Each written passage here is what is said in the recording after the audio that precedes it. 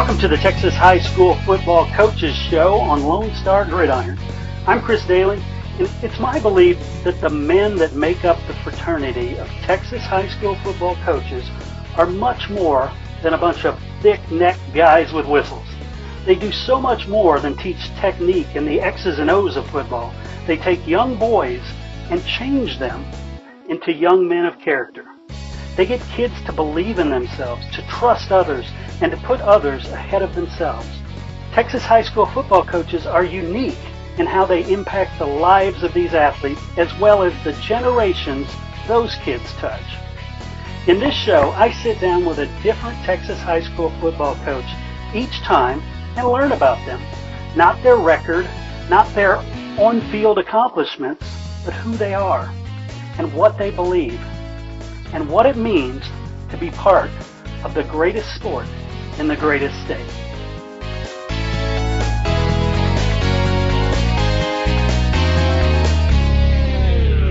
Welcome back to the Lone Star Gridiron Texas High School Football Coaches Show, Season 3, Episode 5. My guest today is Coach Jack Alvarez from Ennis, Texas. But before we get to him, I want to introduce a new sponsor to the show, QBIQ. That is football's only pre-snap reading system, QBIQ. It works with 100% of quarterbacks and 100% of offense. The QBIQ concepts are easy to learn, and your quarterback will have pro anticipation of what works and what doesn't before the snap of the ball. Look for the ad on the show notes page. You're listening to the LSG Sports Network, the authority on Texas high school football. Hey, did you play Texas high school football? If you did, you're part of an elite group, the Brotherhood of Texas high school football. All football players, past and present, who have ever suited up in the Lone Star State are eligible. Go to LoneStarGridiron.com/brotherhood. And thank you for the part you played in the greatest sport in the greatest state.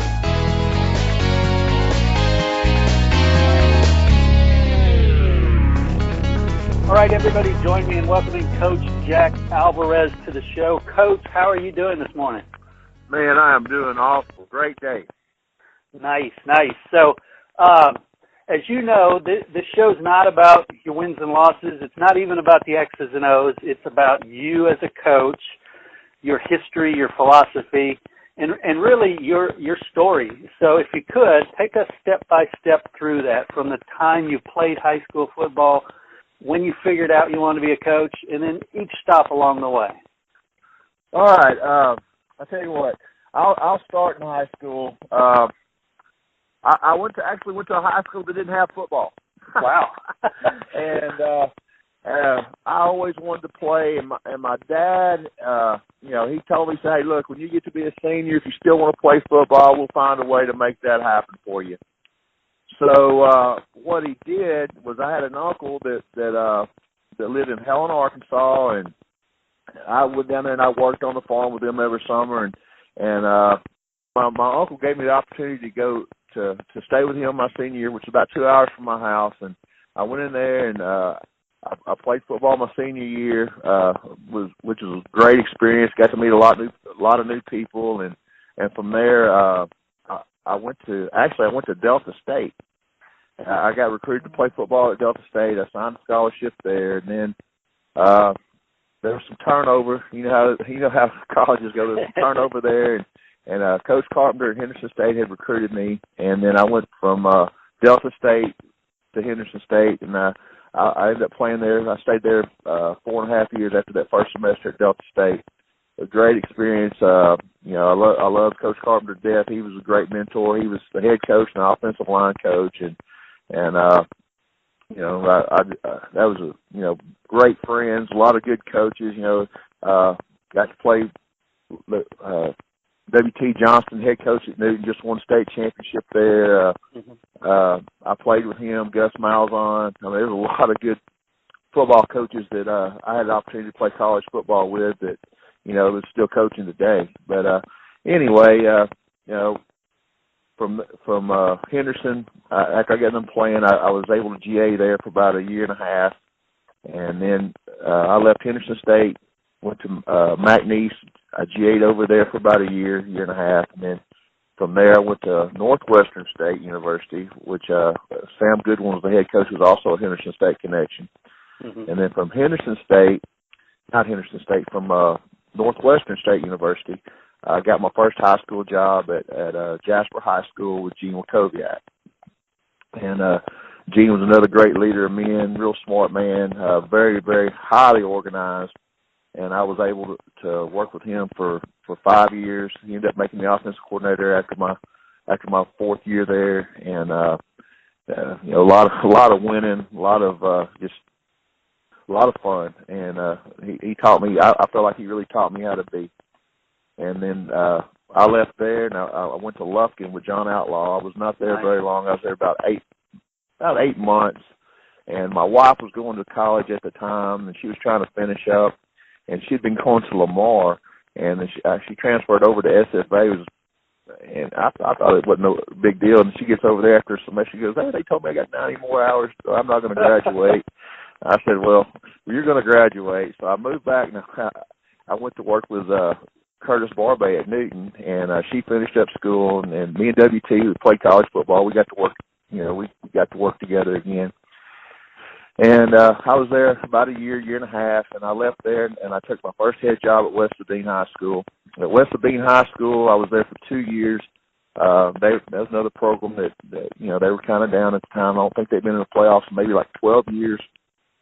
We got in the first year there. Second year wasn't quite as good, and got in a deal where I thought I needed to go ahead and move on, and they just fell down. They just dropped from 2A to 1A at the time, and I knew they were fixing to be pretty good because the lower levels had won big, and I had an opportunity to take the Kirbyville job, who at the time was 0-26, and I'd seen those kids there, and just because when I was at Jasper, we'd play them, we'd see them at track meets or basketball games. I thought, man, I think they got a chance to be pretty good.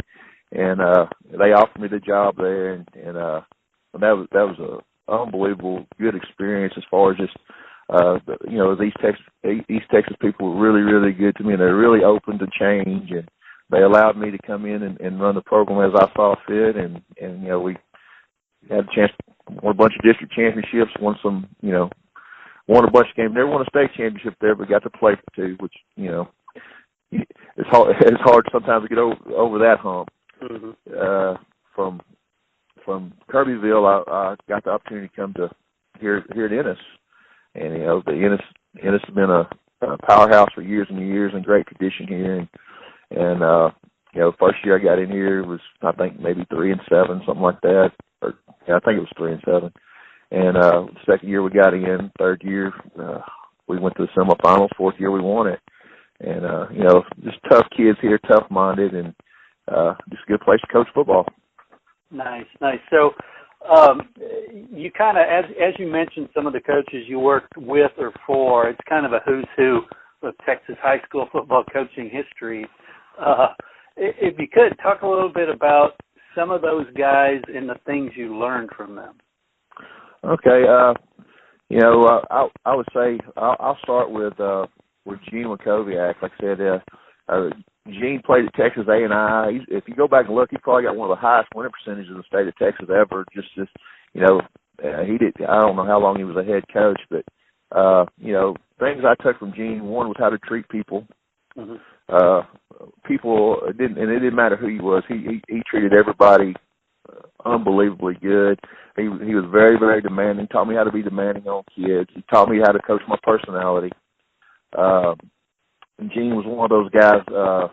He was highly organized, and he was actually a outside beer guy. He played at Texas A&I for Gil Stanky, and so when I went there, I just come out of the college system where we were running some beer, and I'd been at McNeese where that was really one of the first spread systems. It was Sonny Jackson who was the head coach there, and the reason I left McNeese to go to Northwestern is they didn't like all them 4 and 5 wides that he was trying to run. They wanted to get back in the eye. So anyway, I left there and I went over there with Coach Goodwin, and it was, he was running some options, speed option, lead option, and it was a real easy fit for Coach Jacobiak to hire me. I was there for about a year and a half, and he hired Ty Quick as offensive coordinator, who had been working with Curtis Barbay. And he comes over, and Curtis was I would call a true wing T kind of guy. He was traps, counters, and he got in a bunch of unbalanced type stuff. That when Ty came over, he goes, "Hey, look, we're going to do something a little different with it. We're going to keep a lot of the run plays the same, but what we're going to do is we're going to get a ton of formations, and we're going to try to make people stop us running and throwing." And with Coach Jacobiak being there at the time, Coach, like I said, he was really, really organized. And he put in the system of if you scout us over about 5 games, you're going to probably scout 200 to 300 different formations. And he was the one that helped us organize how to get in all the formations and keep everything simple. And that's probably the number one thing I took from him X and O wise. And everything was always had to be sound. If it wasn't sound, we didn't run it. You could only have 10 plays. Anything over 10 plays, you say, okay, that's fine. Which one you going to cut out? And anyway, he was very organized and good to be around. So I owe a ton to Coach Jacobiak, and then that turns back the connection to Curtis Barbay. Actually, I went to work with Coach Outlaw next. Todd Quick is the head coach there at Lufkin, and me and him, he played at Ouachita, and I played at Henderson State. He was a little bit older than me, and we knew of each other. And it was. I come to a time in my life it was just time for me to move, and just kind of feel like I was moving up and on. So my wife's husband, I ain't my wife's husband. My wife's brother, which that was so bad if that was her husband. My wife's brother, he played tight end for John Outlaw at Arkadelphia High School, and then I had the connection with Todd just through knowing him through playing and stuff. And anyway, I went over there, and Coach Outlaw, I thought he did I've been in some good off season. I thought his off season was really, really good. Again, he was another guy that taught me how to be around kids. Taught me, he was very demanding on his coaches. He was very demanding on his kids, but they all still loved him. I sat and I watched that. I watched how he done that. I watched how he got along with people in the administration, and I thought he was a great mentor. I thought he was a good man, obviously a great football coach. But walking away from that, I learned a lot. He had a heart for kids, and again, I've been around some really good men, and that's what I took from him. I wasn't with him very long. And then from there, I went with Coach Barbay. Coach Barbay was Coach Barbay. I would call him the classic. He was you hear people talk about, man, he's classy. I say, no. He was classy in his own way, but he was a classic. He was old school. And I thought he helped me fundamentally, with the kids' ball handling and his true thoughts of how things need to be done offensively. He was fun to watch. Again, he was great with the kids, and I would say this: he was very, very authentic with his coaches. His ego, he was one of those guys that didn't have a huge ego. He was very, very real, and I think the 3 guys I was around, they knew how to deal with people, and they were great people. And so anyway, and I hope when people go back and they evaluate me and my job, they say, man, he was authentic, talking about me. And what you see is what you get. It's real. And they taught me how to love kids. They taught me how to love kids of all kinds, and just understanding the communities. And I heard one of them put it best. You know how it gets at a game. Sometimes everybody will be hollering and cursing the coach out, and you're stupid. Coach Barbay told me, he said, "Heck, boy." I don't know if he said heck. he said, "Hell, boy, that just means they care." Exactly. And I said, oh, I get it, Coach. I get it. So anyway, like I said, it's been a great experience. This is my 28th year. Still have a lot of energy and love for the game, and I think those guys, I give them a ton of credit for that. Nice. So you mentioned learning how to love kids and learning how to see them as different people because they are so different. Talk about what's important as a coach as it relates to those kids. Well, the number one thing with kids is you got to get them to trust you. I mean, if they're not going to trust you, they're not going to play very hard for you. And if you're only teaching them X's and O's and not how to deal with people and not how to deal with the real issues of life, you're not doing your job. I mean, you say winning is the most important thing with football, and yeah, you got to win, but you better be teaching them how to be good young men. You better be teaching them how to be daddies. You better be teaching them how to be respectful to women, and you better be teaching them that, hey, your education is why we get to have football. You know, I don't know how many times I've said that in my life. Said, hey, we only get to play football because of school, and you need to know that. You need to know that you're here for a reason. That reason is to further your education. That way, when you walk away from the game, that's something they can never, ever take away from you. It's what you know. And I know probably cliche-ish, but, you know, you got to teach kids priorities. And you know, with me, it's been faith. They got to have faith. They got to believe in something, you know. And I tell them exactly what they need to believe in. You know, they need to believe in Jesus Christ, their Savior, and then after that, it's their family, and then after family, it's their education.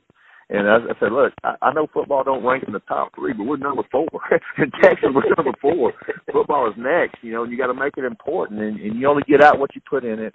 And that's like I told the kids yesterday. I said, everybody in Texas is working. They're working hard. They're working to be the next state champion. If you're not doing something extra and you're not outworking your competition, you're not going to get what you want out of the game.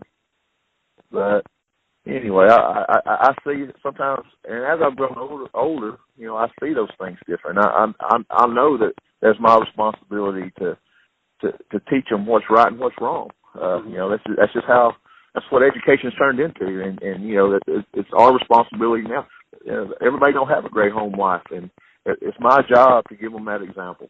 It's my job to hire coaches that can give them that example. Nice. So, if you could talk about that brotherhood that is Texas high school football coaches, and what I guess when you first come out of college, you want to go be a head coach at the top 6A school. But you've got to pay your dues. You've got to learn some things. So talk about that brotherhood and how it's different than like middle managers at a bank. You don't see them helping each other out like coaches do. No, we learn from each other. You know, when I was in Southeast Texas, that was one of the best times of my life, just because I got so many guys that was starting that was my age at the time. Bradley Morgan at Duna, W.T. Johnston, guys over at Silsby.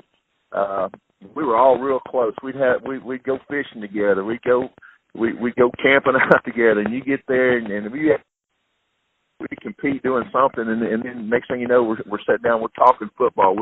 We got everybody standing up, and we're going through blocking rules or ball handling, and that's just how we done it. And our kids grew up together, and our families grew up together. And those are guys that you competed with on Friday night. But there's also the guys that.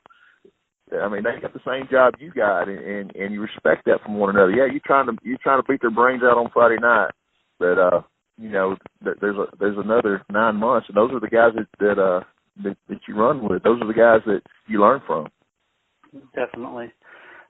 So, let's say you have somebody from Kansas, from Mississippi, who comes up to you and says, "Coach, I hear all this stuff about Texas high school football. What's a moment or story that comes to mind that how do you describe how it's different here?" Well, its importance is placed on it, and a lot of the importance comes from the families. The families want their kids playing football. I think. I think that the importance that the family and the community on high school football is something that is different than anywhere in the world. And they know that it's somewhere that their kids are going to be held accountable. Maybe the last place that kids are truly held accountable. I know that don't sound great, but we still get to hold them accountable. We punish them when they don't do right. We pat them on the back when they do good. It's one of the last. I'm scared to death that high school football is fixing to change. And I'm not talking about the helmet rules and all those things. I'm just talking about if we lose high school football, I worry for our country. As long as we have high school football where kids have to strain and work and pull together for a common goal, we got a chance. Our country has a chance. Our state has a chance. And I think, I truly believe people in Texas think that way. And it's one of the last resources. It's such a great place to learn about life because you don't always. Everybody can't be the quarterback. You got to learn. Hey, okay, what can I do next? How can I help the team? It's the most true form of teamwork, And I love baseball and basketball, but sometimes, one guy can dictate the game. In football, it's not just one guy. It takes 11 on offense, 11 on defense. It takes some backups, and it takes special teams, and it takes all week. It takes a whole week of work. You don't play 2 games a week. It takes a whole week of work to prepare for one game, and I love the Friday night test where everybody gets you go out there on Friday night and you take your test. Hey, did I prepare correctly? Did I do what I had to do? And then not only did I do what I had to do, I had to perform that in front of a crowd. They got to see what my work. They got to see the end result of all our work together. And and then it comes down, if you're good, you get to do it on a bigger and bigger and bigger stage.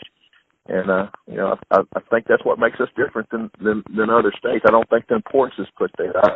We have athletic periods. We get to work our kids out during the day. We demand them to be there in the summers. We demand them, hey, to be there after school. They need to run track. They need to power lift. They don't. You can say they love track or they love weightlifting, but most of the time they're doing it because they want to be around their teammates. They want to compete together year round. Right. So I want to shift gears real quick. Talk about the differences between moving in as a coach, building something in a turnaround scenario versus walking in with a program that's already had success. How is that different? Well, it's not a whole lot of difference other than you take a Kirbyville job that's 0-26 and won 18 games to the 90s. You pretty much say what you want and do what you want. You are the expert. Same with the Westerbean. But you come into a situation like Ennis, who they were down there 4 or 5 years before I came in, or just down for them is going 2-8 or a 4-6, and not making a playoff for a couple of years. So, but you look not too far away from that, you have a 12-2 and 4 state championships. So you don't come in, you're not the complete expert on football. So you want to build off the traditions that were here. Sam Held, unbelievable, great coach, built this program from the ground up. And you want to take those successes and you want to look back and, hey, what was done? How did they get it done? And and build off of success. Right. So I would say that's the main difference. You want to use the past history to help you, whereas you go into a place that hadn't been very good. You want to point at places that's had success. You want to you got to do it from the ground up. Cool. All right. So moving forward, what do you have left in terms of goals that you have for yourself? Woo! Well, I mean, there's a ton of things that's left for me. I'd like to win another state championship or 2 or 3. That was fun. That was a lot of fun as far as just personal goals. Yeah. I mean, I'd like just looking at things. I don't know exactly how many wins I have, but I'd like to leave with 200 or 300 would be nice. I don't know. As long as I'm healthy, I think I have, I'm 52 years old, pretty good health. As long as I feel good and like kids, I'm probably going to keep coaching. So, nice. All the goals I have are in front of me as far as I'm concerned. And like I said, I just want to be able to, I want to help this profession move forward. I want to help keep football alive in Texas. Love it. Love it. All right, Coach Jack Alvarez, I want to thank you for sitting down, sharing some of your story and your insights. I appreciate the opportunity. You're listening to the LSG Sports Network, the authority on Texas high school football. Football's only pre-snap reading system, QBIQ. It works with 100% of quarterbacks and 100% of offenses. The QBIQ concepts are easy to learn. You will have pro anticipation of what works and what doesn't before the snap of the ball. Defenses become irrelevant. The QBIQ process is simple. Learn the concepts, then work your playbook through the QBIQ training book. Get the full QBIQ system. Get tomorrow's newspaper today.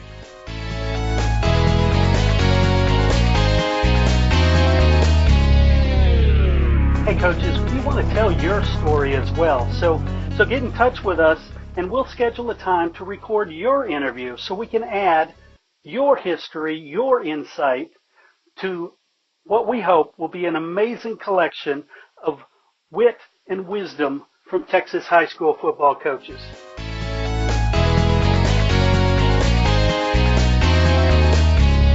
LoneStarGridiron.com. Access the complete history of Texas high school football, over 100 years of information, win-loss records, coaching histories, individual stats, records, and more. Lone Star Gridiron, the authority on Texas high school football.